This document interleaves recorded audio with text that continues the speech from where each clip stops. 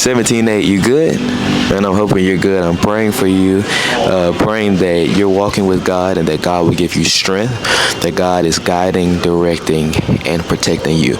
Welcome back. If you're watching this, you are viewing in with 17:8 Ministries, where we are here to help you as you walk with God. Listen, this video, I believe, is going to empower you, it's going to inspire you, and it's going to encourage you as you continue to walk with God.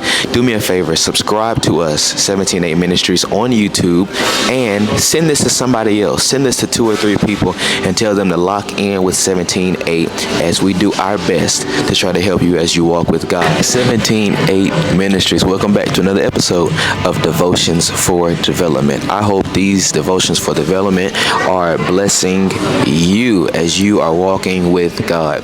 1 Thessalonians 5. Go to 1 Thessalonians 5, verses 24. 1 Thessalonians 5, verse 24. Here's what it says.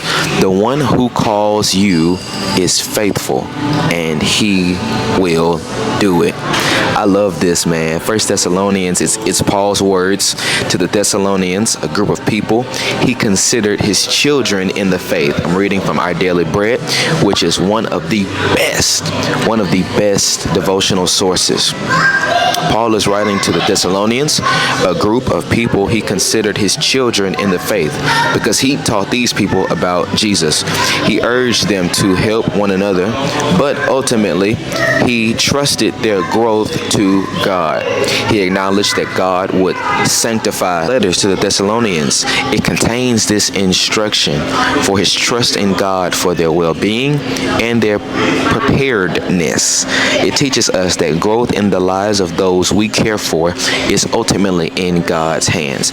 I know you have some friends, you have some siblings, you have parents, and you're hoping that they grow in God, but ultimately their growth in God is only based off God doing.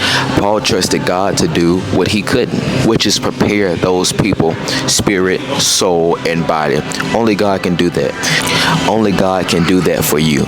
Only God can help and prepare you, spirit, soul, and body. So in your prayer, ask God, God, develop me, spirit, soul, and body. For why? For the return of Jesus. Jesus is coming back, and so you don't just need this for life, but you need this so that when Jesus comes back, you can be ready. I just like this verse. I love this verse. The one who calls you. God has called each of us, not just to do something for him, but to live lives that please him. And if God has called us to do it, God will carry us through it. That's the type of trust and faith that we must have in God, that if he called us to it, he'll. What does it mean for God to be faithful? It's good, because if God is faithful, then God is going to do exactly what he said and promised he would do. He's going to carry us through it. He's going to bring us through it. He's going to prepare us soul, mind, and body. If God promised it to us, the territory is ours. You just got to trust God. You just got to do your part. You just got to believe and have the faith. And I promise you, the one who calls you is faithful.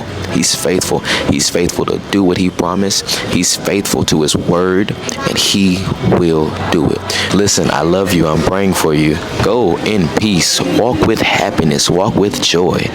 The one who calls you is faithful, and he will do it.